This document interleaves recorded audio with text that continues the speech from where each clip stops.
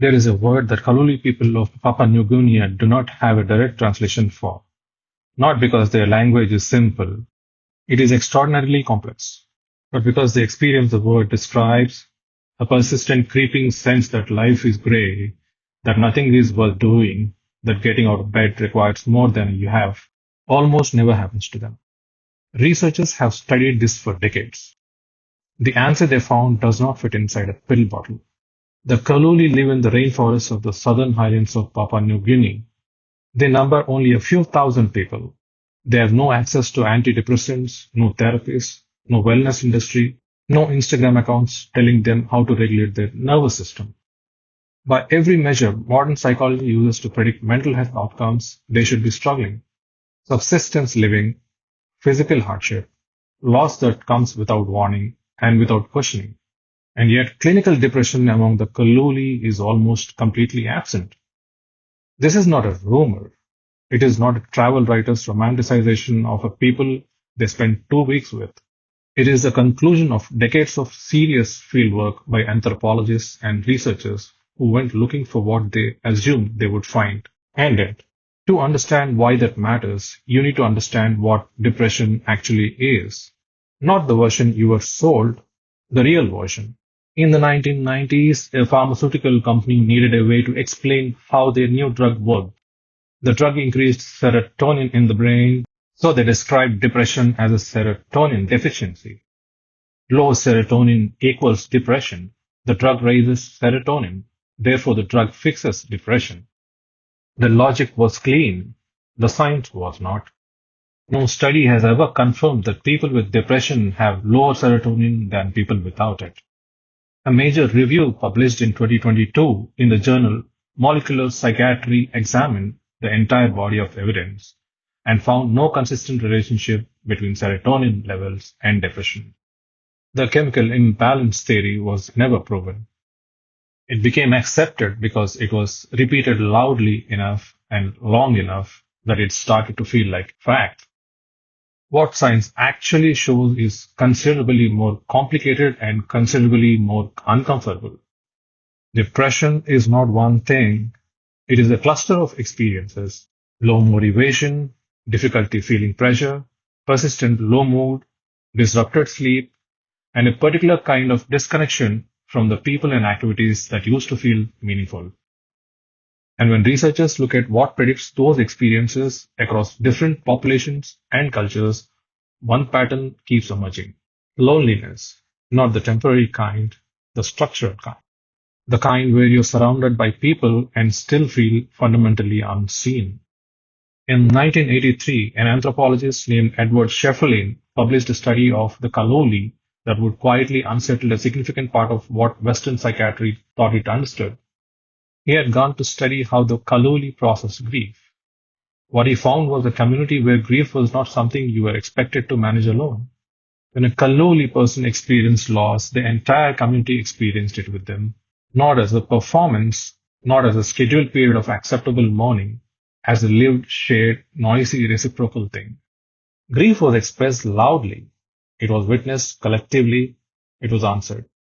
There is a ceremony the Kaluli practice called a Gizalo. The performer sings songs that deliberately invoke the sorrows of the people listening. The audience weeps. Sometimes they become so moved they reach out and burn the performer on the shoulder with a torch as an expression of the grief he has stirred in them. The performer accepts this. It is the point. The pain is not managed away. It is called out, given form, witnessed by everyone in the room, and answered with physical presence. When researchers compared this to how emotional distress is processed in modern Western societies, the contrast was not subtle. In most developed countries, the standard response to a person expressing grief or persistent low mood is some version of the same instruction. Manage it privately. Seek professional help. Take something to feel better. The underlying message, delivered kindly but consistently, is that your distress is primarily your problem to solve on your own. This is not cruelty. It is the logical outcome of a society built around individual function. You are a unit. You are expected to maintain the unit. When the unit breaks down, you send it to a specialist. The Kaluli do not have the specialists because the Kaluli do not produce the particular kind of isolation that makes specialists necessary. A 2023 study published in Frontiers of Psychology reviewed mental health data across 63 countries and found that the strongest predictor of depression rates in a population was not poverty, not genetics, not access to healthcare. It was social disconnection. Specifically, to the degree to which people felt their struggles were witnessed and responded to by the people around them. Countries where people reported feeling genuinely known by their communities had significantly lower rates of clinical depression regardless of income level. Let that sit for a moment. Regardless of income level. A person who is poor but genuinely embedded in community that sees them and responds to them is statistically less likely to be depressed than a wealthy person who processes everything alone. The modern mental health crisis is not a chemical crisis, it is a witnessing crisis. We have built a world that is extraordinarily efficient at solving logistical problems and extraordinarily bad at making people feel that anyone is actually paying attention. The Kaluli did not escape depression because they are genetically different. They are not. They did not escape it because their lives are easier. They are not. They escaped it because the structure of their community makes it particular kind of suffering almost impossible to sustain. You cannot feel fundamentally unseen in a community where being seen is the entire architecture of social life. This does not mean the answer is simple. You cannot rebuild a Kaluli village inside a studio apartment in a city of 10 million people. The structural forces that produce modern loneliness are not going to be reversed by being told to call a friend more often.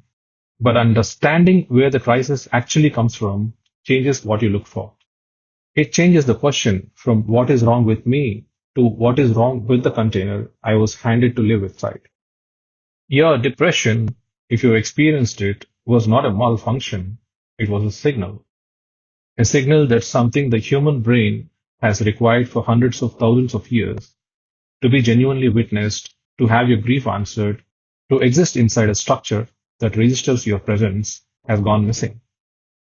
The Kaloli are not extraordinary people. They are ordinary people inside an extraordinary structure.